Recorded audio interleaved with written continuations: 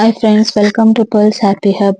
By chance ನೀವೇನಾದ್ರೂ weekend ಇಲ್ಲ ಇದರಲ್ಲಿ ನಂದಿ ಹಿಲ್ಸ್ ಇಲ್ಲ ಈಶಾ ಫೌಂಡೇಶನ್ಗೆ ಒನ್ ಡೇ ಟ್ರಿಪ್ ತರ ಹೋಗ್ತಾ ಇದ್ರೆ ಆನ್ ದ ವೇ ನೀವು ಈ ಟೆಂಪಲ್ ನಾನು ಕವರ್ ಮಾಡ್ಬೋದು. ಯಾವ ಟೆಂಪಲ್ ಅಂತ ತೋರಿಸ್ತೀನಿ. ಇದೊಂದು ಪುರಾತನ ದೇಗುಲ. ಈ ದೇಗುಲದಲ್ಲಿರುವ ನಂದಿಯ ವಿಗ್ರಹ ಈಗ ಅದೆಷ್ಟೋ ಭಕ್ತರ ಕುತೂಹಲದ ಕೇಂದ್ರ ಬಿಂದು. ಕಾರಣ ಇಲ್ಲಿನ ನಂದಿ ವಿಗ್ರಹ ಬೆಳೆಯುತ್ತಿರುವುದು. ಇದನ್ನು ಪುರಾತತ್ವ ಇಲಾಖೆಯು ದೃಢಪಡಿಸಿದ್ದಾರೆ. ಚಿಕ್ಕಬಳ್ಳಾಪುರ ಹಾಗೂ ದೊಡ್ಡಬಳ್ಳಾಪುರ ಅವಳಿ ನಗರಗಳಿಗೆ ಸಂಪರ್ಕ ಕಲಿಸುವ ರಾಜ ಹೆದ್ದಾರಿ ಹಾಗೂ ನಂದಿಗಿರಿಧಾಮದ ರಸ್ತೆಯಲ್ಲಿ ಬಸವಣ್ಣನ ಆಲಯವಿದೆ. ಬೆಂಗಳೂರು ದೊಡ್ಡ ಬಸವಣ್ಣ ದೇವಾಲಯದ ಬೃಹತ್ ನಂದಿಯನ್ನು ಮೀರಿಸುವಷ್ಟು ಎತ್ತರವಾಗಿದೆ. ಅದುವೇ ಈ ಕಣಿವೆ ಬಸವೇಶ್ವರ. ನಾವು ದೇವಸ್ಥಾನದ ಒಳಗೆ ಪ್ರವೇಶಿಸಿ ಎಡಭಾಗದಲ್ಲಿ ಬಂದು ನೋಡಿದರೆ ನವಗ್ರಹದ ವಿಗ್ರಹಗಳನ್ನು ನೋಡಬಹುದು. ನಂದಿಯ ಬಗ್ಗೆ ಹೇಳೋದಾದ್ರೆ, ಇಲ್ಲಿನ ನಂದಿ ಬೆಳೆಯುವುದು ಬರೀ ನಂಬಿಕೆ ಮಾತ್ರ ಅಲ್ಲ, ನಿಜಕ್ಕೂ ಕೂಡ ಆ ಅಂಶವನ್ನು ಸ್ವತಃ ಪುರಾತತ್ವ ಇಲಾಖೆ ಕೂಡ ದೃಢಪಡಿಸಿದೆ. ಆ ನಂದಿ ಪ್ರತಿ 20 ವರ್ಷಕ್ಕೊಮ್ಮೆ 1 ಇಂಚು ದೊಡ್ಡದಾಗುತ್ತಿದೆ ಅಂತೆ. ಹೀಗಾಗಿ ಪ್ರತಿ 15 ವರ್ಷಕ್ಕೊಮ್ಮೆ ಪುರಾತನ ಇಲಾಖೆ ಈ ನಂದಿಯ ಗಾತ್ರವನ್ನು ಮಾಹಿತಿಯನ್ನು ಸಂಗ್ರಹಿಸಿಟ್ಟುಕೊಳ್ಳುತ್ತದೆ. ಇಲ್ಲಿ ನಾವು ವಿಘ್ನ ನಿವಾರಕ ಗಣೇಶನನ್ನು ಕಾಣಬಹುದು. ನಾವು ಇಲ್ಲಿ ಮಲ್ಲಿಕಾರ್ಜುನ ಎಂದರೆ ಶಿವನನ್ನು ನೋಡಬಹುದು. ಭಗವಾನ್ ಶಿವನ ಅವತಾರವನ್ನು ಅಲಂಕರಿಸಿದರೆ ಯಾವಾಗಲೂ ತುಂಬಾ ಸುಂದರವಾಗಿ ಹೊಳೆಯುತ್ತಾನೆ. ಅವನು ಮಲ್ಲಿಗೆಯ ಮಾಲೆಯೊಂದಿಗೆ ಕಾಣಿಸಿಕೊಳ್ಳುವುದರಿಂದ ಅವನನ್ನು ಮಲ್ಲಿಕಾರ್ಜುನ ಎಂದು ಕರೆಯುತ್ತಾರೆ. ಇಲ್ಲಿ ಬ್ರಹ್ಮ ದೇವಿ ಕೂಡ ನೆಲೆಸಿದ್ದಾರೆ. ನಾವು ಅತ್ಯಂತ ಕಾತುರದಿಂದ ಕಾಯುತ್ತಿದ್ದ ನಂದಿಯ ದರ್ಶನವನ್ನು ಪಡೆಯೋಣ. ಬನ್ನಿ, ಈ ನಂದಿ ಹಿಂದಿನ ಪೌರಾಣಿಕ ಕಥೆ ಏನು ಎಂದು ತಿಳಿದುಕೊಳ್ಳೋಣ. ಈ ದೇವಸ್ಥಾನದ ಮಹಿಮೆ ಹೇಳಬೇಕು ಅಂತಂದರೆ, ಪೌರಾಣಿಕ ಹಿನ್ನೆಲೆ ನೋಡಿದ್ರೆ ಶಿವಪಾರ್ವತಿಯರು ಕೈಲಾಸದಲ್ಲಿ ನಾಟ್ಯವನ್ನು ನೋಡ್ತಾ ಇರ್ತಾರೆ. ನಾಟ್ಯವನ್ನು ಏರ್ಪಡಿಸಿದ್ದು ಭೃಂಗಿ ಮಹರ್ಷಿ ಅಂತೇಳಿ. ಅವರು ನಾಟ್ಯ ವಿದ್ವಾಂಸರು. ಭೃಂಗಿ ಮಹರ್ಷಿ ಮಹರ್ಷಿಗಳು ಅವರು ನಾಟ್ಯವನ್ನು ಏರ್ಪಡಿಸಿದ್ರು. ನರ್ತಕಿಯರೆಲ್ಲ ನಾಟ್ಯವನ್ನು ಮಾಡ್ತಾಯಿದ್ರು. ಆ ನಾಟ್ಯ ಮಾಡ್ತಾ ಇರಬೇಕಾದ್ರೆ ಭೃಂಗಿ ಮಹರ್ಷಿಯು ಬರ್ತಾರೆ ಅಲ್ಲಿಗೆ. ನಾಟ್ಯ ಎಲ್ಲ ಆದಮೇಲೆ ಶಿವನಿಗೆ ತುಂಬ ಸಂತೋಷ ಆಗುತ್ತೆ. ಆಗ ಭೃಂಗಿ ಮಹರ್ಷಿ ಹೋಗಿ ಶಿವನಿಗೊಬ್ಬರಿಗೆ ನಮಸ್ಕಾರ ಹಾಕ್ತಾರೆ, ಭೋ ಅಂತೇಳಿ. ಆ ಭೋ ಅನ್ನೋ ಅರ್ಥ ಏನಂದರೆ, ಶಿವನೊಬ್ಬನೇ ಇಡೀ ವಿಶ್ವವನ್ನು ನೋಡುವನು, ಒಬ್ಬನೇ ಅಂತೇಳಿ. ಆಗ ಪಾರ್ವತಿ ದೇವಿಯು ಸುಮಾರು ಸಲ ಹೀಗಾದಾಗ ಕೇಳ್ತಾರೆ ಶಿವನ್ನ. ಭೃಂಗಿ ಮಹರ್ಷಿ ಬಂದು ನಿಮಗೆ ಮಾತ್ರ ನಮಸ್ಕಾರ ಹಾಕ್ತಾರೆ, ನನಗೆ ನಮಸ್ಕಾರ ಹಾಕಲ್ಲ ಅಂತ ಕೇಳಿದಾಗ ಶಿವ ಹೇಳ್ತಾನೆ, ಭೃಂಗಿ ಮಹರ್ಷಿಯು ಮಹಾ ಋಷಿಗಳು, ಅವರು ಏನೇ ಮಾಡಿದ್ರು ಅರ್ಥ ಇರುತ್ತೆ, ಅವ್ರು ನನ್ನನ್ನೊಬ್ಬನ್ನೇ ನಂಬ್ತಾ ಇದ್ದಾರೆ. ನನ್ನನ್ನೊಬ್ಬನ್ನೇ ನಂಬೋ ಕಾರಣ ಭೋ ಅಂತೇಳಿ ಒಬ್ರಿಗೆ ನಮಸ್ಕಾರ ಹಾಕ್ತಾರೆ. ಅದಕ್ಕೆಲ್ಲ ಕೋಪ ಮಾಡ್ಕೋಬೇಡ, ಮಕ್ಕಳು ಏನೇ ಮಾಡಿದ್ರು ತಂದೆ ತಾಯಿ ಸಹಿಸ್ಕೋಬೇಕು ಅಂಥೇಳಿ ಸಮಾಧಾನ ಪಡಿಸ್ತಾರೆ. ಹಾಗೆ ನೋಡ್ತಾ ನೋಡ್ತಾ ತುಂಬ ಸರಿ ಹೀಗೆ ಆಗೋದ್ರಿಂದ ಭೃಂಗಿ ಮಹರ್ಷಿಗೆ ಪಾರ್ವತಿ ದೇವಿ ಶಾಪ ಕೊಟ್ಬಿಡ್ತಾಳೆ, ನೀನು ಅಸ್ಥಿಪಂಜರವಾಗು ಅಂಥೇಳಿ.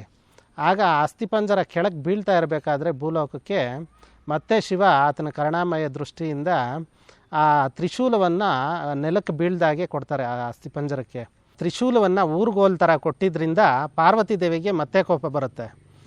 ಏನು ನಾನು ಶಾಪ ಕೊಟ್ಟಿದ್ರು ಮತ್ತೆ ಹೋಗಿ ಅವ್ರ ಭಕ್ತರಿಗೋಸ್ಕರ ನಿಲ್ತಾನಲ್ಲ ಶಿವ ಅಂಥೇಳಿ ಕೋಪ ಮಾಡಿಕೊಂಡು ಕೈಲಾಸ ಪರ್ವತದಿಂದ ಬಂದ್ಬಿಡ್ತಾರೆ.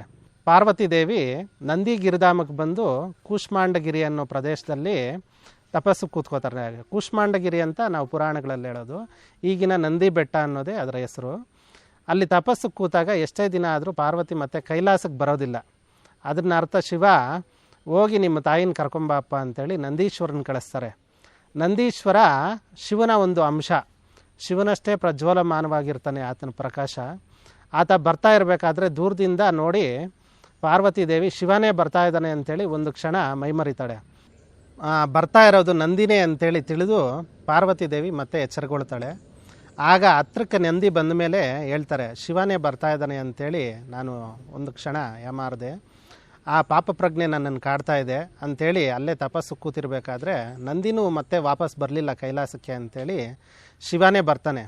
ಶಿವ ಬಂದು ಆಗ ಹೇಳ್ತಾನೆ, ನಿಮ್ಮ ತಪ್ಪು ಏನೂ ಇಲ್ಲ ಇದರಲ್ಲಿ, ಆತ ನನ್ನ ಅಂಶನೇ ಆಗಿರೋದ್ರಿಂದ ನಾನೇ ಬರ್ತಾಯಿದ್ದೀನಿ ಅಂದ್ಕೊಂಡಿದ್ದೀಯ ಅಷ್ಟೇ, ಅದಕ್ಕೋಸ್ಕರ ಏನು ತೊಂದರೆ ಇಲ್ಲ, ಕೋಪವನ್ನು ಬಿಡು ಅಂತೇಳಿ ಪಾರ್ವತಿಗೆ ಹೇಳಿ ಆಗ ಭೃಗು ಮಹರ್ಷಿಗೆ ಮತ್ತೆ ಜೀವ ಬರುವಾಗ ನೋಡಿಕೊಂಡು ಮತ್ತೆ ಭೃಗು ಮಹರ್ಷಿಗಳು ಕೈಲಾಸಕ್ಕೆ ಬರೋ ಥರ ನೋಡ್ಕೋತಾರೆ.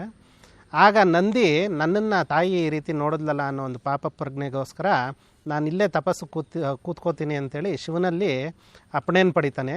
ಆಗ ಶಿವ, ನೀನು ನಂದಿಗಿರಿಧಾಮದ ತಪ್ಪಲಲ್ಲಿ ಕೂತು ಕಲಿಯುಗದ ಅಂತ್ಯದವರೆಗೂ ನೀನು ಇಲ್ಲೇ ತಪಸ್ಸನ್ನು ಮಾಡು, ಬರೋ ಭಕ್ತರಿಗೆಲ್ರಿಗೂ ಅನುಗ್ರಹಿಸು, ನನ್ನ ಆಶೀರ್ವಾದ ಯಾವಾಗಲೂ ಇರುತ್ತೆ ಅಂಥೇಳಿ ಕೈಲಾಸಕ್ಕೆ ಶಿವಪಾರ್ವತಿಯರು ಹೋಗ್ತಾರೆ. ಆಗಿನಿಂದನೂ ಇಲ್ಲಿ ನಂದಿ ಇದ್ದಲ್ಲೇ ಕೂತು ತಪಸ್ಸು ಮಾಡ್ತಾ ಶಿವನಿಗೋಸ್ಕರ ಕಲಿಯುಗದ ಅಂತ್ಯಕ್ಕೆ ಕಾಯ್ತಾ ಇದ್ದಾನೆ. ಅಲ್ಲಿವರೆಗೂ ಆತನ ದರ್ಶನ ಯಾರ್ಯಾರು ಪಡಿತಾರೋ ಅವ್ರಿಗೆಲ್ರಿಗೂ ಅನುಗ್ರಹ ಮಾಡಿಕೊಂಡು ಇಲ್ಲೇ ನೆಲೆಸಿರೋವಂಥದ್ದು. ಮತ್ತು ಇದು ಬೆಳೀತಾ ಇರೋ ನಂದಿ ಅಂತ, ಸ್ವಯಂಭುವಾಗಿ ಬೆಳೀತಾ ಇರೋವಂಥ ನಂದಿ. ಮೊದಲು ಚಿಕ್ಕದಾಗಿತ್ತಂತೆ, ನಮ್ಮ ತಾತ ನಮ್ಮ ತಂದೆಯವರೆಲ್ಲ ಹೇಳಿದ್ದಾರೆ. ಬೆನ್ನ ಮೇಲೆ 4 ಆರೆ ಹೊಡೆದಿದ್ದಾರೆ ಹಿಂದಿನ ಕಾಲದ ಋಷಿಮುನಿಗಳು, ಮೇಲಕ್ಕೆ ಎದ್ದೋಗಬಾರ್ದು ಅಂಥೇಳಿ. ಯಾಕಂದರೆ ಆತ ಎದ್ದೋದ್ರೆ ಕಲಿಯುಗದ ಅಂತ್ಯ ಆಗುತ್ತೆ ಅನ್ನೋ ಪ್ರತೀತಿ. ಅದಕ್ಕೋಸ್ಕರ ಬೆನ್ನ ಮೇಲೆ 4 ಆರೆ ಹೊಡೆದಿದ್ದಾರೆ. ಆರೆ ಹೊಡೆದಾಗಿಂದನೂ ಎತ್ತರ ಕಡಿಮೆ ಆಗಿ ಅಗಲ ಆಗ್ತಾ ಇರೋದು ಅಂಥೇಳಿ ಪ್ರತೀತಿ. ಮತ್ತು ಇಲ್ಲೊಂದು ಕಲ್ಲಿನ ಕೋಳಿ ಇದೆ. ಆ ಕಲ್ಲಿನ ಕೋಳಿ ಕೂಗಿ ಬಸವ ಎದ್ದು ಗುಟ್ರಕೆ ಆಗಿದಾಗ ಕಲಿಯುಗದ ಅಂತ್ಯ ಅಂಥೇಳಿ ಕಾಲಜ್ಞಾನದಲ್ಲಿ ಬರೆದಿದ್ದಾರೆ. ಮತ್ತು ಇಲ್ಲಿ ನಂದಿ ಹತ್ರ ನಾವು ಏನಾದರೂ ಬೇಡ್ಕೊಂಡು ಕಾಯಿನ್ ಅನ್ಸಿದ್ರೆ ಅದು ಅಂಟ್ಕೊಂಡ್ರೆ ನೆರವೇರುತ್ತಂತೆ. ಬೈ ಚಾನ್ಸ್ ಅದು ನೆರವೇರಲ್ಲ ಅಂದರೆ ಬಿದ್ದೋಗುತ್ತಂತೆ. ಬನ್ನಿ ನಾವು ಅನಿಸಿ ನೋಡೋಣ. ಇಲ್ಲಿ ನಾವು ನಂದಿ ಹತ್ರ ಅರ್ಕೆ ಮಾಡ್ಕೋಬೋದು. ಮನಸ್ಸಲ್ಲಿ ಏನು ಆಗಬೇಕು ಅಂತ ಅಂದ್ಕೊಂಡಿದ್ದೀವೋ ಅವ್ನ ಮನಸ್ಸಲ್ಲಿ ಇದು ಮಾಡಿಕೊಂಡು ಈ ಥರ ಕಾಯಿನ್ ಅಂಟಿಸ್ಬೇಕು. ಕಾಯಿನ್ ಅಂಟಿದ್ರೆ ಆಗುತ್ತೆ ಅಂತ ಹೇಳ್ತಾರೆ. ನಂದೆಲ್ಲ 2 ಕಾಯಿನು ಅಂಟಿತ್ತು. ಈ ಕಾಯಿನ್ ಅಂಟಿದೆ. ಇವಾಗ ಇನ್ನೊಂದು ಟ್ರೈ ಮಾಡೋಣ. ಆ ಹರಕೆ ಪೂರ್ತಿ ಆದಮೇಲೆ ಮತ್ತೆ ನಾವು ಇಲ್ಲೊಂದು ಸತಿ ಬಂದುಬಿಟ್ಟು ನಂದಿಗೆ ಅಲಂಕಾರ, ಪೂಜೆ ಏನು ಬೇಕಾದ್ರೂ ಬಂದು ಮಾಡಿ ಹರಕೆ ತೀರಿಸ್ಬಹುದಂತೆ.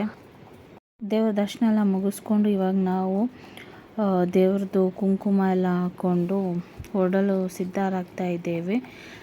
ಐ ಹೋಪ್ ನಿಮಗೆ ಈ ದೇವ್ರದ್ದು ಕಥೆ ಇಷ್ಟ ಆಗಿದೆ ಅಂತ. ಮತ್ತು ಆಚೆ ಬಂದು ಇಲ್ಲಿ ಪ್ರಸಾದ ತಗೊಂಡ್ವಿ. ಪೂಜೆ ಸಾಮಗ್ರಿಗಳೆಲ್ಲ ಇಲ್ಲೇ ಸಿಗುತ್ತೆ. ಮತ್ತು ಹಾಗೆ ಒಂದು ಸೌತೆಕಾಯಿ ಎಲ್ಲ ತಿಂದ್ಕೊಂಡು ನಮ್ಮ ಟೀಮ್ ಅವರು ಮತ್ತು ನಮ್ಮ ಪ್ರಯಾಣ ಮುಂದುವರಿಸಿದ್ದೇವೆ. ನೆಕ್ಸ್ಟ್ ವ್ಲಾಗಲ್ಲಿ ಇನ್ನೊಂದು ದೇವಸ್ಥಾನ ನಂದಿ ಹಿಲ್ಸಿಗೆ ಹೋಗೋ ಕಡೆ ತೋರಿಸ್ತೀವಿ. ನೆಕ್ಸ್ಟ್ ವ್ಲಾಗಲ್ಲಿ ನಮ್ಮ ಟ್ರಿಪ್ ಫ್ರೆಂಡ್ಸ್ನ ನಿಮಗೆ ಇಂಟ್ರಡ್ಯೂಸ್ ಮಾಡಿಕೊಡ್ತೀನಿ. ಐ ಹೋಪ್ ಈ ವ್ಲಾಗ್ ನಿಮಗೆ ಇಷ್ಟ ಆಗಿದೆ ಅಂತ. ಇಷ್ಟ ಆಗಿದ್ರೆ please like, share and comment ಮಾಡಿ. ನಮ್ಮ ಚಾನಲ್ ಸಬ್ಸ್ಕ್ರೈಬ್ ಮಾಡಿ. Thank you.